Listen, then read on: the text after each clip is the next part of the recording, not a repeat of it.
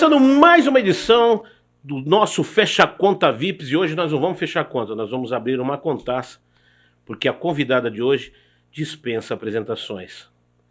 Veterana das fileiras da Polícia Militar do Estado de São Paulo, resistente, resiliente, 2 vezes brasileira, baiana de natureza, 2 cores de pele, a cor negra, mostrando a força da mulher, e o cinza bandeirante. Nossa policial militar Antônia de Jesus, uma honra receber Vossa Excelência em nosso estúdio mais uma vez. Obrigada, a honra é toda minha estar aqui sendo entrevistada por um entrevistador que entende de mídia, sem ser a mídia militante, a mídia real que nós gostamos e respeitamos muito. Eu agradeço Vossa Excelência de você não ser apenas a heroína da Polícia Militar, mas você ser uma pessoa tão boa em cuidado, próximo. Antes da gente mergulhar em políticas públicas, eu quero voltar lá atrás na sua biografia, 16 anos, você chegando no bairro Parque Cocaia, você contar um pouquinho da sua história antes de ser policial militar. Exatamente. Com 16 anos, a minha irmã mais velha morava em São Paulo, no Cantinho do Céu, Parque Cocaia. Fica ali na região do Grajaú, na zona sul de São Paulo.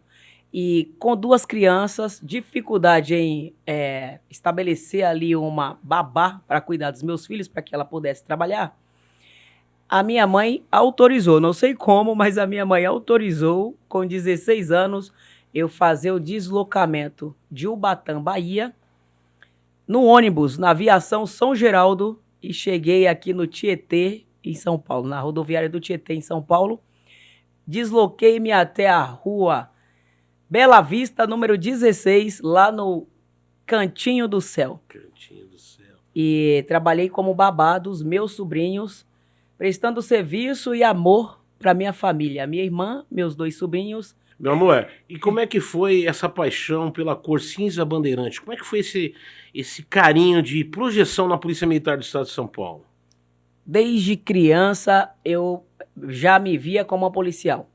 Apaixonada pelo uniforme da Polícia Militar, pela postura, enxergava no policial um herói. Porque eu observava as boas ações do policial. Salvar vidas, defender pessoas, direcionar pessoas que estão perdidas. Então, tirar o criminoso, né, do combate, né? Então eu me apaixonei pela Polícia Militar. E na minha cidade tinha uma policial muito brava. E eu admirava aquela mulher. Tá vendo aí que às vezes você busca espelho lá fora e não em casa. E eu pedia para Deus, para que Deus me desse a possibilidade de ser policial militar e brava como aquela policial da minha cidade. Depois, quando vim morar em São Paulo, fui estudar no colégio Samuel Weiner, no bairro do Grajaú. Então, lá tinha uma policial, na ocasião, as policiais elas prestavam serviço no interior da escola. E eu admirava aquela policial também, e aquele desejo de ser policial, ele não adormeceu no meu coração. Porém, a minha mãezinha era sequelada de um AVC, em situação já de acamada. O meu pai já tinha falecido. E a possibilidade de estar na Polícia Militar, ela encurtava. Mas aí que está, você focar no seu objetivo. Eu fiz faxina aos domingos e direcionei aquela verba para pagar o cursinho e a inscrição para ingresso na Polícia Militar. Em agosto faz 25 anos de bom serviço prestado à instituição Polícia Militar do Estado de São Paulo, a melhor polícia do mundo. Exatamente, eu também sou filho de policial militar, né? Eu tenho essa honra de trazer essa família policial militar. E você que está aí trabalhando, está na escala de trabalho 12/36, combatendo a criminalidade no trânsito, bombeiro ambiental, vai minhas continências para todos os combatentes da Polícia Militar do Estado de São Paulo. Meu amor, o título de heroína pela sua bravura, eu não posso deixar de passar aquele ato que você fez com o bebezinho. Queria que você contasse essa ocorrência, que foi uma ocorrência que repercutiu tanto na mídia, e não foi pelo mérito de você ganhar medalha para se tornar heroína, que você foi, além de policial, na hora você foi muito mãe. Gostaria que você contasse para todos os nossos telespectadores essa ocorrência envolvendo um bebê recém-nascido.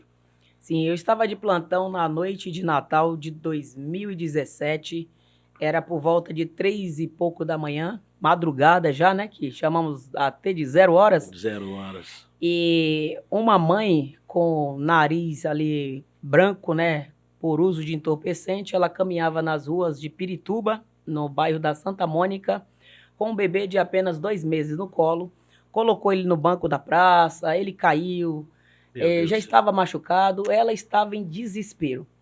E ia jogar o bebê no córrego, e acredito que ela também se jogaria porque ela estava desesperada. Depois, investigando, eu descobri que o pai do bebê também estava preso. Ela estava totalmente descontrolada. Meu Deus do céu. Quando nós conseguimos salvar o bebê, que seria jogado no córrego. E o bebê vem para o meu colo, muito... Nossa, meu Deus. Ele estava muito... Estava nervoso, estava... E aquele impacto no colo? Sim. Ser policial, Sim. fazendo ação da justiça e mãe também, vendo uma situação daquela. Imagina o impacto no seu coração. Ele chorava porque ele já estava com um corte na cabeça, doía muito. E o que acalma um bebê quando está com dor é amamentar, né? Oh, meu Deus, é amamentar. que bênção. Então eu coloquei ele no meu colo e eu estava lactante. O meu Pedrinho estava em casa lá e eu puxando o plantão da noite de Natal. E o bebê, ele esfrega o rosto dele na direção da minha mama aqui e troca um olhar de intimidação. Me ajuda, eu sei que você tem o que eu preciso. Oh, Deus. E aí, quando você pega ocorrências corriqueiras, é fácil para resolver. Nem tanto assim, mas na maioria das vezes é fácil para resolver. Só que uma ocorrência dessa magnitude, meu irmão, é só pedindo ajuda. É só pedindo ajuda para Deus. Eu falei, Senhor, o que fazer? E ele falou para mim, exerça o segundo mandamento da minha lei, da lei de Deus, que é amar o próximo como ama a ti mesmo. Aí não deu outra. Tirei o colete, tirei a farda, coloquei o Isaac na posição de amamentar e ele se serviu. Ele mamou, encheu a barriguinha, segurou na minha farda assim, trocou um olhar comigo que foi de pura ternura e agradecimento. Deus. Aí, meu amigo... Não tem preço no mundo que paga isso, a né? mulher braba, com aquela espada de fogo na cintura, a lágrima escorre, porque você vai além do profissional, você ativa o teu lado humano, o teu lado humanitário, o teu lado de acolhimento. Eu queria, inclusive, levar para casa. Ali não era nem a policial, mas já era a mãe, né? Já era mãe. Eu me tornei mãe de novo, porque eu queria levar para casa.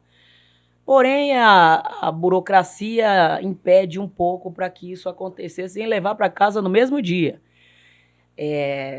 Nós conduzimos eles para a delegacia para fazer o registro da ocorrência, levamos ele para fazer o exame de IML e quem disse que ele saía mais do meu colo? Ele só queria ficar no meu colo. Ele teve a identificação ali por conta do calor de mãe, do amor de mãe que eu ofereci para ele. Depois ele foi deslocado para um abrigo, onde eu descobri que a irmãzinha dele também já estava em situação de abandono e estava acolhida em um outro abrigo. Então, junto com a conselheira tutelar, nós conseguimos deslocar ele para o mesmo abrigo onde estava a irmãzinha. Lá na frente ele foi adotado junto com a irmãzinha e nós pedimos que não separasse os irmãos.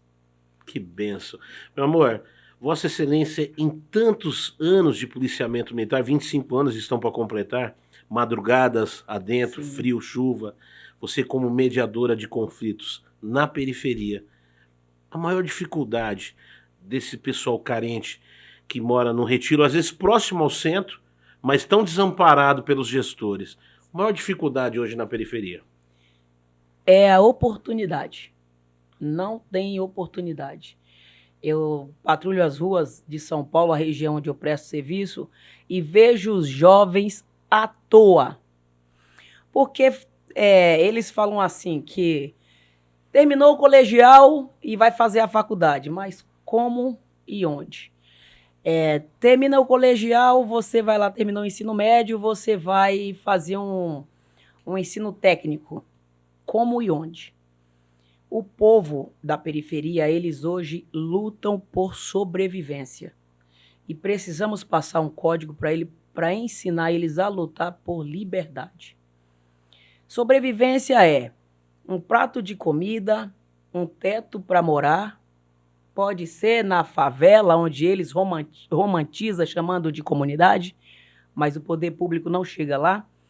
Um posto de saúde sem dipirona, um ensino sem qualidade e uma segurança fraca devido aos governos frouxos. Então o povo fica a mercê de viver lutar por sobrevivência. Mas isso é proposital. O Brasil é rico por natureza, nós temos 3 grandes safras que sustentam o mundo, nós temos reserva aquática que sustenta o mundo por 200 anos, temos um povo resiliente e trabalhador. O que há, meu país, que não consegue atingir a prosperidade? Tem um pé com plano satânico empatando o meu povo de passar. Porém, eu acredito que surgiu um homem chamado Jair Messias Bolsonaro, que hoje segura nas mãos o cajado de Moisés, que abriu o Mar Vermelho no passado e hoje ele toca o vermelho que atrapalha essa nação e com certeza irá direcionar o nosso povo para o prometido de Deus, assim como fez Moisés, levando o povo do sofrimento, o povo hebreu, do sofrimento do Egito, próximo à terra prometida, e posterior Josué, que foi forte, foi corajoso, conduziu o povo até tocar a terra prometida de Deus. Ilustríssima. Como é ser a mulher que com quase 2 milhões de votos na vice-prefeitura, né, disputando a vice-prefeitura de São Paulo ao lado do candidato Pablo Marçal, se tornou o ícone e não deixar a esquerda assumir a prefeitura do estado de São Paulo? Como é que foi essa façanha? Como é que foi isso aí? Foi além do amor e da paixão? O que mais motivou? Como é que foi essa parceria Antônio de Jesus, Pablo Marçal? Kingi, eu falo para você do fundo do meu coração, foi lutar por justiça. E o maior legado que trazemos dessa campanha é não deixar o candidato da esquerda assumir a prefeitura da cidade onde tem a maior metrópole do país e a 4ª maior metrópole do mundo. Imagina se essa cidade estivesse na mão do governo de esquerda, que chamamos de desgoverno, com as pautas que só maltratam o nosso povo, prometem, mas não cumprem. Então, o maior legado que eu trago daquela campanha, tomando todos os empurrões, e todos os empurrões que eu tomei lá só me direcionou para progressão, para projeção e para frente, empurra-se para frente, é assim que eu pego os empurrões. O legado que eu trago é não ter deixado, ter ajudado a não entregar a Prefeitura de São Paulo com PIB anual de 122 bilhões de reais na mão de quem não sabe lidar com isso e deixar meu povo a mercê. Então eu sou muito feliz todos os dias que eu acordo de manhã, eu falo bom dia a Deus e eu tenho a sensação no meu coração de ter contribuído para a cidade de São Paulo e dessa forma contribuído para o Brasil. E sem falar, vou aproveitar o ensejo, sem falar nesse desgoverno que quer desmilitarizar a polícia militar e discriminar a droga. E quer, né, falar, não, vamos aprovar o uso de droga. O mundo está se perdendo, mas nós não vamos deixar, né? Não vamos deixar isso acontecer. Não vamos deixar, porque temos braços fortes aqui para isso. Desmilitarizar a polícia só pode pensar numa coisa dessas quem gosta do caos. Porque se um dia a minha polícia, a polícia militar, a qual eu sirvo com muita honra, que aqueles cinza bandeirantes que eu coloco para ir trabalhar, prestar serviço, prestar bom serviço à sociedade, eu conduzo como manto sagrado, se um dia fizermos um dia de greve, acontece um caos na cidade de São Paulo ou no estado de São Paulo. Um dia só de greve. Então, quem fala isso é porque, de fato, é apaixonado pelo comunismo e quer ver o caos. Mas nós não ouvimos essa conversa fiada de falar que vai desmilitarizar, que a polícia, nós somos mentalmente desbloqueados e não liga para isso.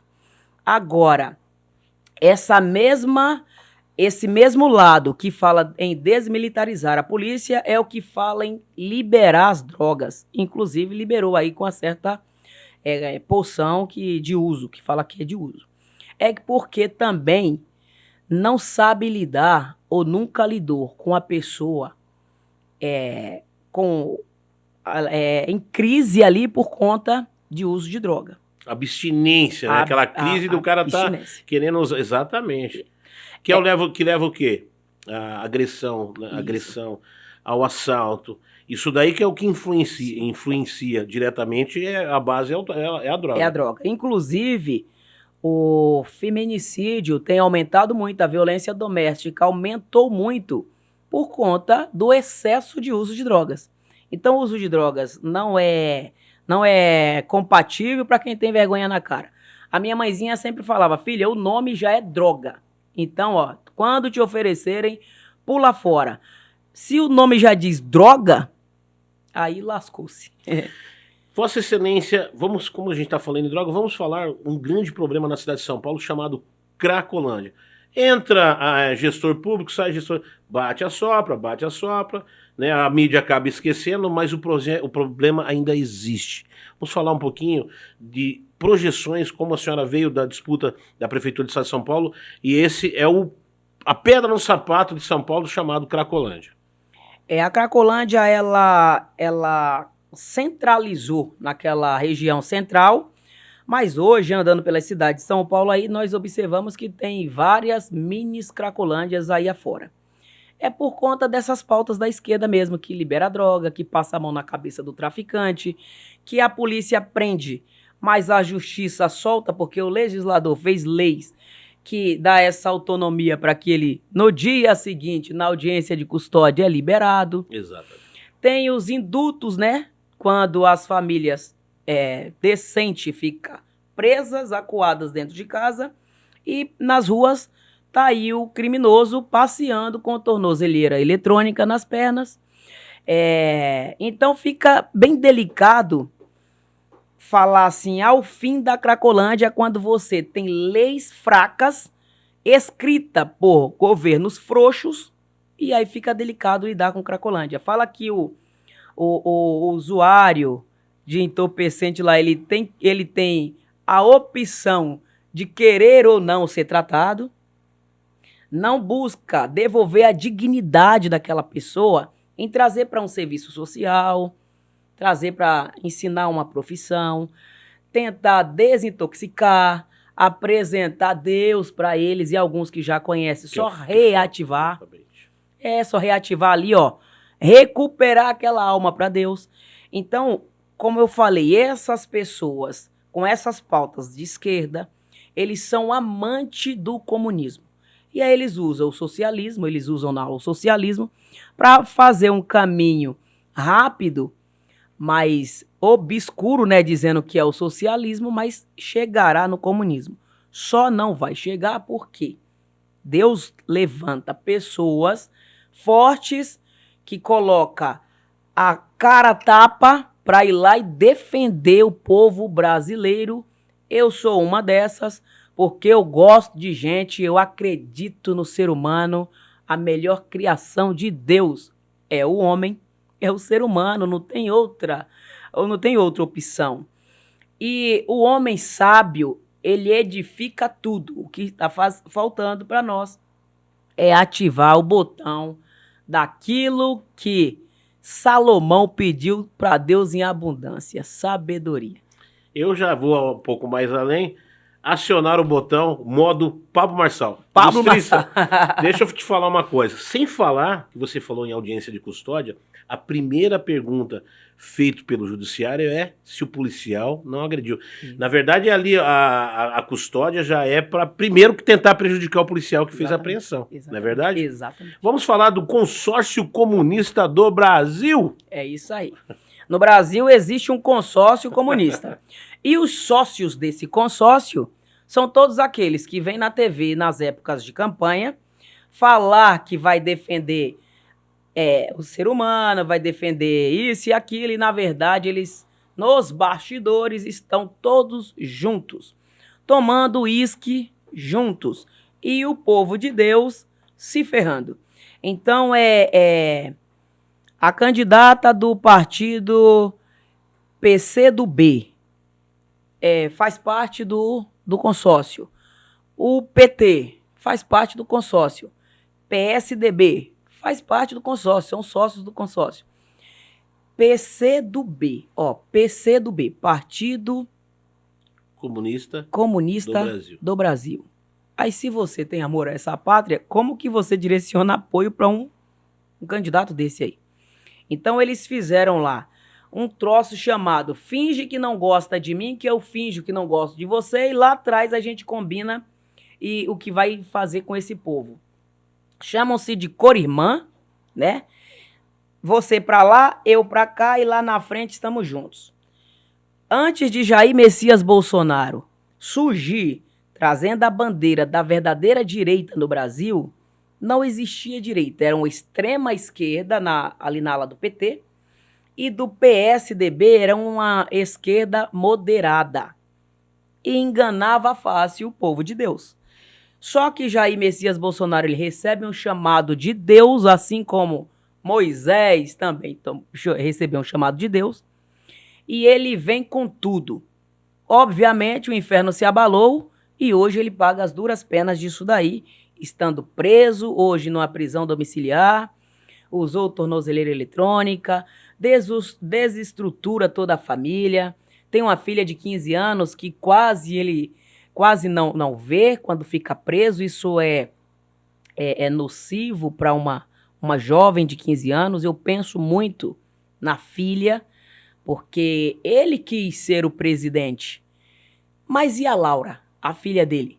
Ela quis ser a presidente? Ela quis tomar os tapas dessa força que luta contra direcionar um povo? Quando a Antônia se colocou candidata a vice-prefeita de São Paulo em 2024, toda a minha família recebe o impacto disso. O primeiro deles é a ausência em casa. Porque quando você não pensa mais em cuidar só dos seus filhos e dedica-se a cuidar dos filhos da nação... E quase 2 milhões de filhos, né? Quase 2 milhões, né? Pouquinho faltou para 2 milhões de filhos. Quase. Tem muito filho, viu, Antônio? Bastante filhos que confiou ali no projeto Antônia de Jesus e Pablo Marçal. Então, a família em casa é que sofre o maior impacto. Até as minhas cachorrinhas, que eu tenho 2 petzinhas, elas sentem falta, porque eu passo a ficar muito tempo fora de casa. Imagina o presidente da República que tem que rodar o país. Então, eu penso que a família ela tem que estar ali unida, juntos, porque sofre os impactos também. A Michele, que é a esposa dele, imagina os impactos que ela não sofreu. E ela é uma mulher ativa, ela é uma mulher que vem para a política lado a lado, né, como a gente fala, que está ao lado do esposo, como primeira-dama, que nos representou muito bem, fora do Brasil, nos representou muito bem, devido à postura de uma mulher muito elegante, muito educada, carregando ali o legado de uma primeira-dama assim, que não deixou a desejar, sofre os impactos. Um dia desses eu estava conversando com os amigos aí e falaram, eu acho que a Michele deveria ser a candidata. Tem que pensar bem, porque você entra no campo minado e você vai caminhar ali para direcionar o povo e mostrar onde pisar para sair daquele bombardeio que são as pautas do desgoverno que manipulam o povo. Então, quando a Antônia de Jesus vem, candidata a vice-prefeita, junto com o Pablo Marçal, uma mulher negra, cabo da Polícia Militar, praça... Periferia na veia. Periferia na veia. Nordestina e com grandes resultados na Polícia Militar, em, de fato, dedicar minha vida a cuidar de vidas de pessoas, aí aquilo virou uma rolha, onde o Marçal várias vezes fazia Tramontina. Olha o corte rápido. O corte rápido. Por quê? Eu defendo as mulheres. E cadê essas mulheres? Ah, mas eu defendo a cota de pessoas de pele preta. Mas onde é que está a cota? Mostra aí para nós a cota. Eu trago uma mulher negra ao meu lado para defender a pele dela, a dor do povo dela, o povo da periferia. No passado, a escravidão aqui no Brasil, ele era por cor de pele. Hoje, ela é um sistema moderno de escravidão que o ruivo, o loiro, o branco, olho azul, olho verde, todo mundo cai no chicote. E que chicote é esse? 6 meses de trabalho entregue ao governo, onde tem uma via de mão única e cai no bolso de alguém que eu não sei onde é. Escoa para algum lugar. Para o Brasil estar com quase 10 trilhões de dívida e o povo passando apertado, para onde esse dinheiro foi? Qual banco que esse dinheiro entrou? Porque o caminho, antes de me posicionar na política, na campanha e hoje continuo caminhando por aí, eu vejo pessoas, como dizia minha mãe, abandonadas, à míngua. Pessoas nas favelas onde eu acesso aí para bater um papo, tomar um café. Inclusive, vou deixar aqui O café mais gostoso que tem, o né, da café mais periferia. gostoso que tem. Inclusive, vou aproveitar para deixar um recado aqui aos pré-candidatos, né, que falam que vão defender o meu povo. Eu convido todos vocês, sem exceção, todos, para ir lá comigo no barraco na favela, fazer uma refeição. E saber que tem barraco lá que é mais limpo do que a casa dos senhores. Que lá não só tem ladrão, lá não só tem pessoas despreparadas. É de lá que saem os maiores craques dessa nação. Então, eu faço o convite aqui, ó, encarecidamente.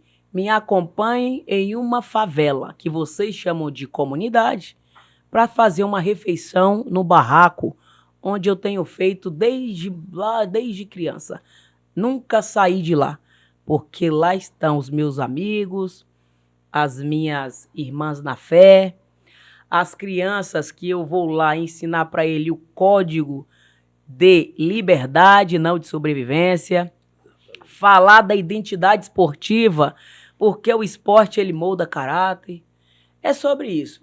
O convite fica lançado aí, não sendo de esquerda, as pessoas de direita aí, e que eu tenho percebido também alguns de esquerda travestido de direita, eu consigo identificar você, porque eu tenho olhar clínico sobre todas as coisas, tenho visão espiritual e também tenho tirocínio policial, devido mais de 20 anos lidando diretamente com o criminoso, quando ele acabou de cometer o crime, no calor da emoção, a vítima, quando ela acabou de sofrer o crime. Então, disso daí, torna-se um olhar clínico sobre todas as coisas e eu consigo te identificar. Travestido esquerda, travestido de direita. A camiseta vermelha está por baixo, como segunda pele, e veste uma verde e amarelo para tentar enganar o meu povo, mas eu consigo te identificar. Vale destacar que o comunismo é aquele pré-preparo para você incentivar a usar droga, porque ele precisa que a população dependa do governo. Essa é a verdadeira essência de Antônia de Jesus. Existem alguns chamegos nos bastidores de projeções para 2026. Estou vendo a senhora andando muito aí por São Paulo. Além do patrulhamento normal, eu sei que você está aí já 48 por 48 horas trabalhando. Existem projeções nos bastidores de uma futura representatividade na Alesp de São Paulo? Eu andei visitando aí alguns partidos políticos, me apaixonei pelo PL, pela estrutura do PL, e sou apaixonada pelo PL se for da vontade de Deus e o chamado vier de Deus, porque caminhar numa campanha política é tenso. Portanto, eu deixo aí no controle de Deus. Se Deus me chamar, eu já tenho uma paixão. E que Deus escute e torne isso uma forma de eleger a periferia. Não trazer aquele candidato do condomínio, né? Tem que ser aquele candidato da periferia, que conhece, que sabe que não tem um posto de saúde, sabe que não tem uma educação, né, de qualidade, sabe onde a violência predomina. É aí que é o diferencial. Exatamente. Meu amor, projeto no Congresso, tramitando, né, onde os candidatos policiais militares automaticamente devem entrar na reserva. Uma manobra, uma saída ou aquela tapa na cara para falar, não queremos que saiam policiais. Vamos falar um pouquinho disso daí, porque é uma pauta que esbarra, né, com a sua profissão. Congresso Nacional, projeto de lei onde o candidato policial militar automaticamente entra para a reserva. Exatamente, isso daí faz parte do sistema. E o sistema, ele é bruto, ele é rústico e ele é sistemático. Então, se o policial militar tiver menos de 10 anos de profissão, ele tem que pedir baixa. Se ele tiver no coração o desejo de ser candidato, ele tem que pedir baixa. Mais de 10 anos, eleito ou não, no dia seguinte da eleição, terminou o pleito. No dia seguinte, ele tem que se apresentar à Polícia Militar. Por quê? Porque o policial militar ele não pode ser filiado a nenhum partido. Então, 90 dias antes das eleições, ele descompatibiliza da função policial militar e fica agregado ao partido político. Eleito, ele retorna para a polícia, compatibiliza a função e assumiu o cargo político. No primeiro dia, a polícia ela já entra com aposentadoria automática. E aí ele segue aposentado apenas com os anos trabalhados. Se ele trabalhou 20 anos, ele recebe, de acordo com a folha de pagamento da profissão policial militar, 20 dias proporcional. E perde-se a patente Ele perde uma patente na qual, se ele completasse a carreira militar, ele recebe uma promoção de um cargo a mais na hora de aposentar. Quando ele entra no mundo político e ele é aposentado ali, ele aposenta só com os dias trabalhados, que é referente aos anos trabalhados, e perde essa promoção do cargo, de um outro cargo. Se ele é cabo, ele aposenta como cabo. Se ele é soldado, aposenta como soldado. Se é sargento, aposenta como sargento. Se na polícia ele concluísse todo a carreira militar, de 35 anos, então ele receberia um cargo a mais, que é uma promoção. Se fosse cabo na ativa, aposenta como terceiro sargento. No caso da senhora, se a senhora se projetasse nas eleições de 2026, no gabinete estaria deputado estadual, cabo Antônia de Jesus, correto? Exatamente. Muito bom. Vamos falar de um tema que o pessoal colocou em pauta para, eu acho que isso aí é para valorizar passe e valorizar voto, que é o quê? Violência doméstica. Desde a época, eu sou filho de negros, você é negra, a violência doméstica desde a senzala, já começou lá atrás o negócio e hoje, né, colocamos isso em pauta, fizemos uma faculdade, tornamos essa coisa um negócio bonito, onde todo mundo quer falar, mas não carrega a bandeira. Queria que você começasse a falar sobre violência doméstica, primeiramente como mulher. Depois nós vamos falar como policial militar e depois como legisladora. Tá ótimo. Como mulher, eu peço aos homens agressores que parem de agredir e matar as nossas mulheres.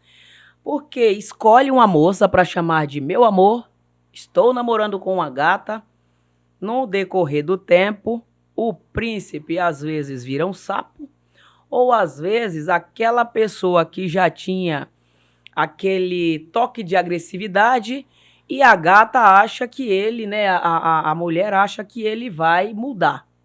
Ao contrário, ele vai potencializar aquilo ali e vai piorar. E algumas vezes, infelizmente, tem entregado essas lindas moças que tornaram-se esposas, entregado para a família no caixão para fazer o velório. Isso é um caos. Isso daí é um absurdo. Eu fico muito mal com essa situação.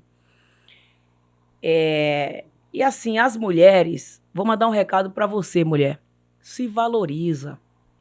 Se não te respeita e nunca vai direto à agressão física. Sempre começa com a agressão psicológica, aquela agressão financeira, aquele, não quero que você faça isso. Eu que te sustento. Eu que te sustento. Você depende de mim. Você vai morar onde? Se você sair daqui, ninguém te quer. E aí vai trazendo uma morte já para aquela mulher, uma morte de uma depressão. Vai matando aos poucos e diz que chama de meu amor. Aí depois chega finalmente que é a agressão física e o caos é o feminicídio. Alguns falam, se não for minha, não vai ser mais de ninguém. Isso é um absurdo, ninguém é de ninguém e todo mundo é de todo mundo. Com respeito, você escolhe a sua esposa, a sua namorada, respeite, o respeito tem que ser mútuo. De ambas as partes, tem que ser muito posicionado. Como mulher, eu sou totalmente contra a violência doméstica. Isso é um absurdo. Não dá para comparar a força de uma mulher com a força de um homem. É ridículo isso daí, né? Nossa, exatamente. Dá até a massa muscular, né? Dá até ranço. Por que né? Agora, a gente aproveitando esse embate, por que não tentam agredir uma Antônia de Jesus que tem uma espada de fogo? Isso, não é verdade? Eu já chamei alguns, venham me agredir, venham aqui pra cima. Primeiro que eu luto capoeira, né? Vou chamar de capoeira. Já vai arma de arraia e toma. Já vou jogar na capoeira. Vou fazer igual o Anderson Silva. Vou dar-lhe uma voadora. E depois que tem uma espada de fogo na cintura. É por isso que eu sou a favor das mulheres irem pros estandes aí aprender a atirar. Sou muito a favor disso. Defesa pessoal, correto. Pessoal. E fazer defesa pessoal também. Que é uma coisa que a esquerda também não quer que o cidadão de bem se arme, não é verdade? Não Isso quer. é uma coisa, que a gente tem um patrocinador que é Despachante de Belli, está tendo a grande dificuldade que todos os projetos de lei justamente é contra, né, a pessoa de bem. Sim, sim. Eles querem nos acuar, eles querem nos amarrar, querem colocar algema nos nossos braços. Eu oriento a todas as mulheres fazer defesa pessoal. Isso daí é bom demais. Só de pensar que vai dar um tapa e vai tomar um soco, o cara já pensa duas vezes.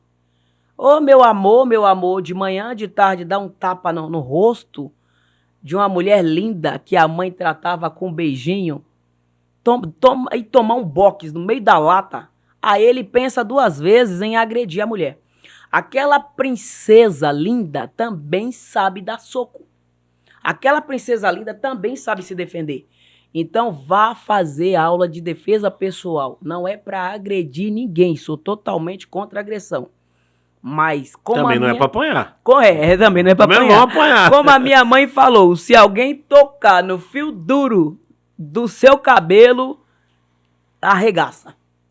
Não toco em ninguém, eu não toco em ninguém. Na Polícia Militar, eu não sou paga para agredir ninguém, eu não faço nenhum tipo de agressão, sou totalmente legalista. Mas se precisar ir pro embate, eu vou e vou com vontade. Vou com força. É poucas ideias. Como diz o povo aí, o papo é centralizado. Quando a senhora ingressou na carreira policial militar, nós tínhamos, né, o policiamento militar feminino, os batalhões eram separados. Mulheres. Como é que houve essa transformação? O que motivou? Né? Eu falar, não, todo mundo é policial militar, tem só batalhão de mulher, misturar todo mundo. Sim, houve a necessidade de trazer as mulheres dos batalhões femininos para compor os batalhões masculinos, porque algumas mulheres começaram a cometer crimes graves. E as mulheres, e quando ia fazer busca, os homens não tinham uma policial feminina para fazer a busca na mulher abordada, na mulher que acabou de cometer um crime, e ficava aquela situação vexatória E os advogados, os juízes, as leis aí que falam, não pode, não pode, mas aí, mas ela pode dar um tiro no policial. Ela pode matar um inocente. Então, houve essa composição em trazer o feminino para trabalhar junto com o masculino. Mudou ali um pouco da cabeça das mentes pensantes que achar que mulher não é capaz. Somos capazes, sim, e já provamos que somos. Então, fizeram uma junção do policiamento masculino com feminino, que foi muito bom, tem dado muito resultado. E tem muitas mulheres aí que tá dando chapéu e muitos homens, aqueles que se acham os bam. Parabéns a você, mulheres posicionadas. Principalmente os machistas, né, que não querem ter uma mulher ao comando. A gente estava falando, eu só mudei, fiz essa extensão, mas eu queria voltar nesse tema que é muito importante, que é o da violência doméstica. Hoje, você como policial militar atendeu várias ocorrências de violência doméstica. O início, quando que a mulher tem que ligar o radar e falar, opa, tem alguma coisa. Como é que ela tem que dar esse estalo? Tudo bem que ela vai falar, não, eu tenho filho, tudo mais, mas assim, quando que ela tem que começar a olhar e falar, ó, nosso relacionamento tá tendo um caminho diferente? É só ela para perceber isso daí, porque ela vê que o esposo dela começou a ficar agressivo. Discussão. Às vezes nem põe a mão, mas a só forma de falar, né, já é uma agressão. É uma agressão. Existe a agressão verbal, a psicológica, a financeira e depois parte para a física. Então ela vai perceber quando o esposo dela, o príncipe, virou o sapo. Porque quando o príncipe vira o sapo, ela percebe na hora. O meu esposo não era assim. Ele está me tratando desse jeito por quê? Tem algo por trás daquele tipo de comportamento. Ou ele está fazendo excesso de uso de álcool, ou uso de drogas, ou está achando que é dono do mundo. Tá, às vezes, a maior parcela de brigas no casamento é por condição financeira. Porque, assim, aquele amor lindo que entrou pela porta, se faltar condições financeiras dentro de casa, pula a janela e vai embora. Pula a janela e vai embora, porque não dá para viver no apertado e sendo apertada ainda, né? Aí a mulher ela percebe que o esposo dela mudou o comportamento e mudou completamente. Então, passa a observar e já pede ajuda. Tem a mãe, tem a irmã, tem a prima, tem a policial e não tenha vergonha de pedir. Tem o padre, tem o pastor, pede ajuda. Pede ajuda para alguém porque aquilo ali só vai potencializar e pode terminar em um velório. Eu atendi várias ocorrências de violência doméstica, desde a agressão física, a agressão psicológica e até o feminicídio. Teve uma ocorrência que me marcou muito, onde conseguimos prender o criminoso. Eu fui observar os sinais vitais da vítima que estava no chão, a casa estava lavada de sangue e ele muito frio. E o cachorrinho estava com mais unção humana do que o próprio humano. Meu Deus. Porque o cachorrinho... ficou preservando ela ali, né? O pet ficou preservando ela, lambia ela e não queria permitir que nós observássemos os sinais vitais dela. O cachorrinho estava com mais unção humana do que o próprio esposo criminoso que tirou a vida daquela mulher. E fizemos ali os primeiros socorros, observamos os sinais vitais, mas ela já estava em óbito. E aí chega a família. Meu amigo, é tenso, porque não pode entrar. Mas a mãe, a filha, o pai, ele quer ver a filha dele. E na cabeça deles ainda tem chance de vida, mas não tem mais.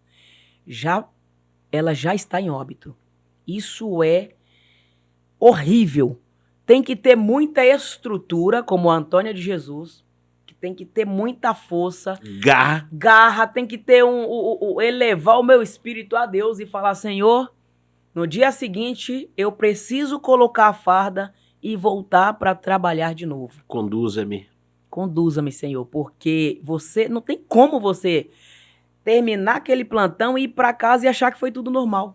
Não é normal. Só quem sente na pele é quem sabe o que era a dor das pessoas. Aí sente de verdade. É fácil pessoas ir num programa de televisão ou em algum lugar e falar: ai, o feminicídio é assim, tá demais, tá não sei o que lá. Meu, acompanhe uma ocorrência. Acompanhe uma ocorrência. Faça um documento ao Ministério Público e peça para você acompanhar uma ocorrência deste tipo, onde o pet da casa tinha mais unção humana do que o próprio humano que tirou a vida da pessoa que ele jurou o amor eterno. Vá lá, acompanhe a ocorrência. Deixe que o sangue daquela mulher toque ao seu terno, como toca nossas fardas.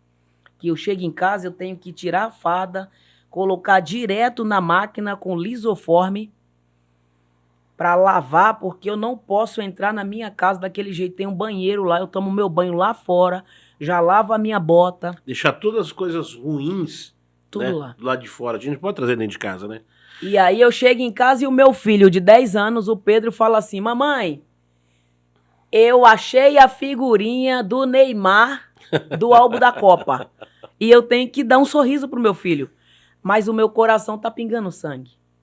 O meu coração tá sofrido em saber que uma família tá velando uma filha linda que entregou para um príncipe e devolveu ela no caixão. E eu tenho que estar bela pro meu filho de 10 anos, o Pedrinho, pra gente completar, Pedrinho, nosso álbum da Copa.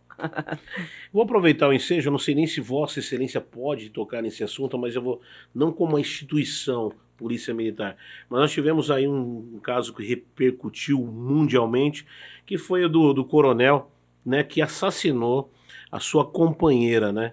Não quer dizer que é a instituição. Nós, infelizmente, em todos os segmentos, nós temos pessoas de má índole. E nesse caso, esse canalha desse coronel. Eu gostaria que a senhora, de passagem, nos passasse como que ficou, né?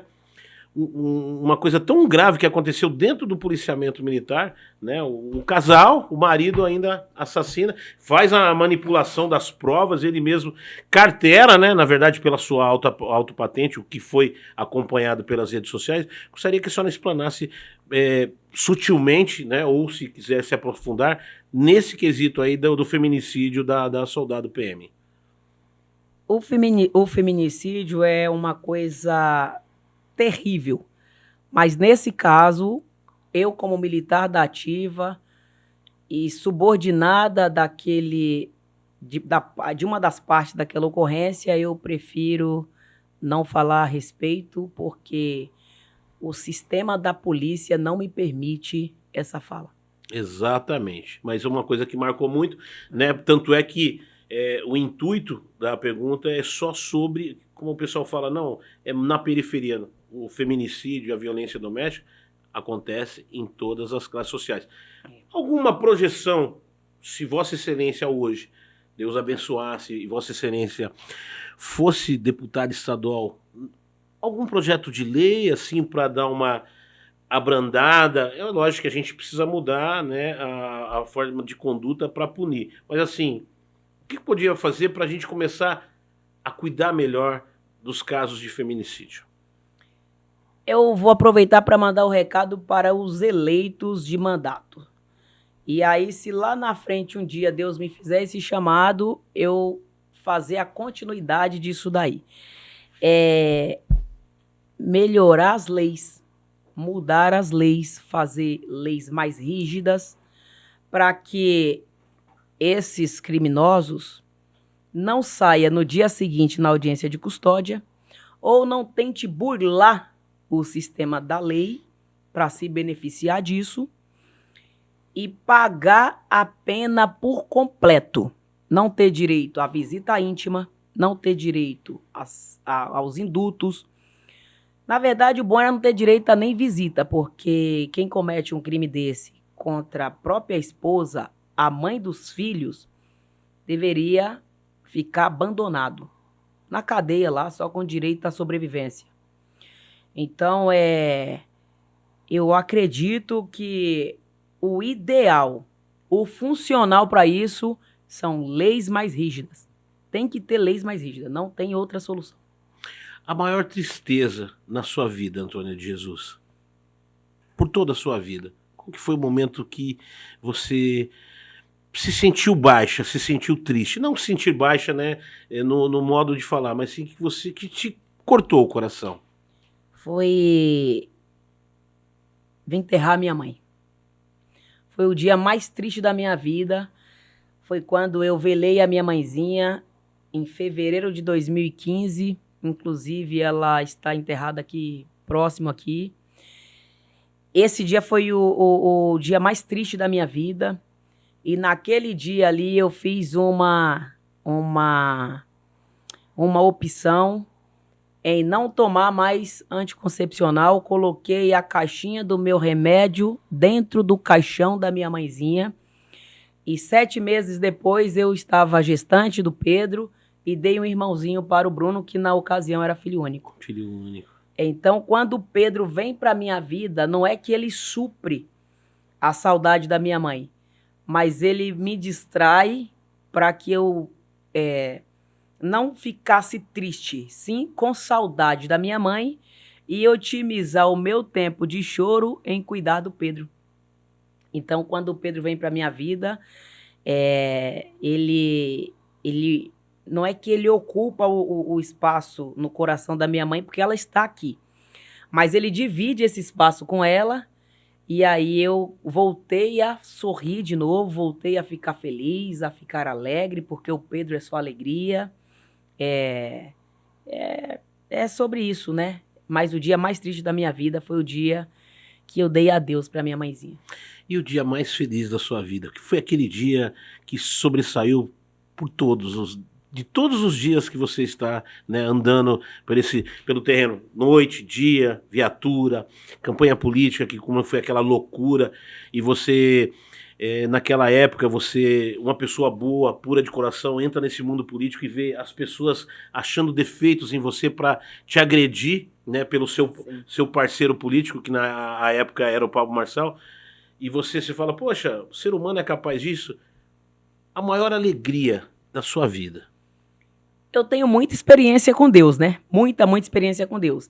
Mas os dias mais felizes da minha vida foi quando eu ouvi o coração do meu bebê batendo dentro da minha barriga. Esse foi o dia mais feliz da minha vida, quando eu fiz a ultrassom e eu ouvi o barulho do coração do meu filho. E aquele barulho tenso, né? Tum, tum, tum, tum. Eu falei, nossa.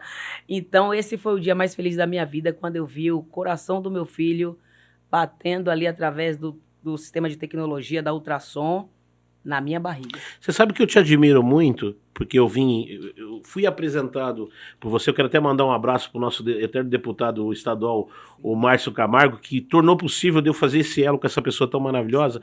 Eu te admiro por 2 coisas que eu trago no berço.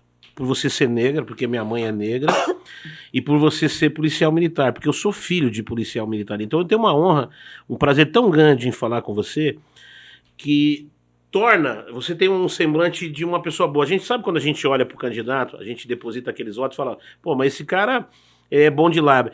E a gente vê em você uma esperança para a população. Obrigado. A gente vê um direcionamento. A gente sabe que é difícil, né? É difícil, não é fácil você se projetar. Como que você é mãe, é policial militar, é a dona de casa que cozinha e é político? Como é que é ser multimulher? É assim, a mulher, ela é capaz de... É muita mulher numa mulher só, né? Ela é capaz de muita coisa, né? Eu sempre falo que Deus, ele criou todas as coisas e deixou a mulher para fazer quando ele já estava craque, né? A mulher foi a última criação de Deus. E nós temos aquele 6º sentido, né? Temos a sensibilidade, o discernimento de lidar com coisas. Então eu consigo acordar, limpar minha casa, levar meu filho para a escola, fazer a refeição de casa. Eu consigo colocar roupa no varal, a máquina que me ajuda bastante. Oh, glória a Deus que existe a máquina. E o comunismo não gosta disso, não né? Gosta disso. É o capitalismo pro bem da mãe, do pai, isso, e o comunista não gosta disso, não né? Gosta, ele tecnologia, gosta né? E eu consigo dirigir o meu carro, consigo colocar a farda e ir lá trabalhar 12 horas em prestação de bom serviço à sociedade. Depois, no dia seguinte, eu consigo levar meu filho ao médico, consegui fazer a campanha junto com o Pablo. Voltei para casa com alguns quilos a menos, né? Não recuperei mais os meus quilinhos. Consigo fazer conexões com pessoas. Eu falo hoje com pessoas que são donos de patrimônios que se chamam de bilionários. Converso com milionários, converso com pessoas de baixa renda, converso com morador de rua e trato todos iguais, porque todos são filhos do mesmo Criador. E como diz a Bíblia, né? Onde estiver uma ou mais pessoa, lá você estará. Lá. Antes de eu te passar suas considerações finais, eu quero agradecer do fundo do meu coração e te fazer um convite. Se houver essa possibilidade de projeções para a Lespe do Estado de São Paulo, eu quero trazer Vossa Excelência aqui como candidata. Se acontecer isso, eu quero ter a primeira oportunidade de entrar para a gente falar de projeto de lei, para a gente inclusive falar dos números, né? Se acontecer isso, quero já te fazer o convite, deixar as portas da Rede TV Nova Digital abertas para você, né? E que você continue firme nessa missão. Eu sei que não é fácil levantar. Você está no plantão noturno? Eu tô de dia agora. Levantar e trabalhar, depois chegar em casa, ainda fazer os afazeres, ainda pensar, né, nos 2 milhões, quase 2 milhões de filhos que você deixou, né, que foi a expressão das urnas. Isso mostra o quanto, não foi só o Pablo Marçal que ganhou esse voto, isso mostra o quanto você também é importante na vida da periferia, da favela, do rico, fazendo a segurança dele, da minha mãe, do meu pai, dos seus filhos, da professora da escola, o quanto é importante Vossa Excelência em nossas vidas. Suas considerações finais, e agradeço do fundo do meu coração, uma honra receber Obrigado. Vossa Excelência aqui, minhas continências para você. Obrigada.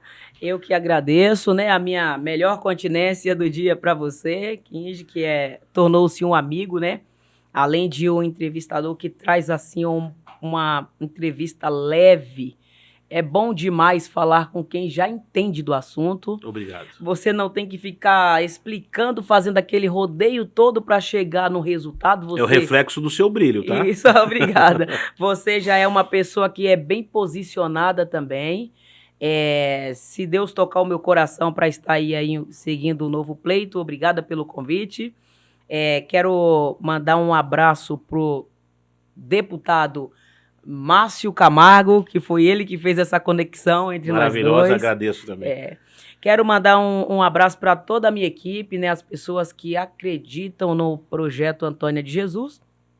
Quero mandar um abraço aos filhos adotados da Antônia, que é quase 2 milhões de paulistanos, e aos paulistas, aos nordestinos que vivem aqui, aos mineiros que vivem em São Paulo, e alguns que estavam em outro estado e queriam transferir o título para votar na Antônia de Jesus e no Pablo Marçal. Quero mandar um abraço assim, um abraço bem caloroso pro veterano, seu pai, que é meu irmão de farda. Seu José. Seu José, que tá firme e forte aí. Firme e forte. Tá na luta, né? Porque vai desgastando as pecinhas também, mas já vai completar 91 anos de idade. Entrou pra reserva em 1983, no 16º Batalhão. Em 83 eu tinha 3 anos de idade. E graças ao legado deixado pelo senhor José, meu amigo, meu irmão de farda veterano, que hoje nós temos a melhor polícia do mundo, e a minha obrigação é dar continuidade a esse serviço. E aos recrutas, que quando eu passar esse bastão, faça isso com qualidade também, que assim eu espero. Obrigado a todo o efetivo da Polícia Militar pelo bom serviço prestado à sociedade paulista. E mandar um abraço e um beijo para os meus filhos, para o meu esposo, para o Pablo Marçal, a família dele, a Carol, os filhos dele. Mandar um abraço também para o Jair Messias Bolsonaro, que está em prisão domiciliar. Mas falar para o senhor que o Brasil te ama. O senhor acordou o Brasil, estamos juntos. Vou fazer o A e vou fazer o M. E você, né, que permaneceu na live 1 minuto, 30 segundos ou a live toda, trazendo essa energia positiva com essa ilustre convidada que dispensa apresentações, mulher de verdade, mulher negra, cor de mulher de verdade, cinza bandeirante, representando, sabe o que? A segurança minha, do seu pai, da sua mãe, nas escolas, a mediadora de conflitos, a que leva no seu coração a mãe e leva Deus também para próximo de você. Pessoa que se projetou através de xingos, que teve tão pouco da mídia na sua projeção na eleição em 2024, mas conseguiu chegar tão grande, mulher que se destaca. Esse é o maior orgulho da Rede TV Nova Digital. Pessoas que transformam, que a Rede TV Nova Digital, nós estamos aqui para conectar pessoas. E você que almeja um cargo, ser vereadora, ser vice-prefeita da cidade de São Paulo, você precisa ter 2 milhões, né, aproximadamente, de amores, de projetos. Você que quer se projetar como vereadora, governadora, deputada estadual, você tem que ter projetos, tem que gostar de gente. Mas antes, tem que passar aqui pelo Fecha Conta. Que Deus nos permita continuarmos, né, meu amor? É isso mesmo. Firmes na missão. Antes de encerrar, redes sociais, não podemos deixar. Como é que a gente acha? Instagram, Facebook, como é que tá a minha ilustríssima? É Antônia de Jesus SP. E parabéns aí o programa Fecha Conta. Vips, beijo. Até a nossa estreia com Antônia de Jesus. Minhas continências a todo efetivo, a todo policial militar do estado de São Paulo. Até mais. Tchau, tchau. Tchau.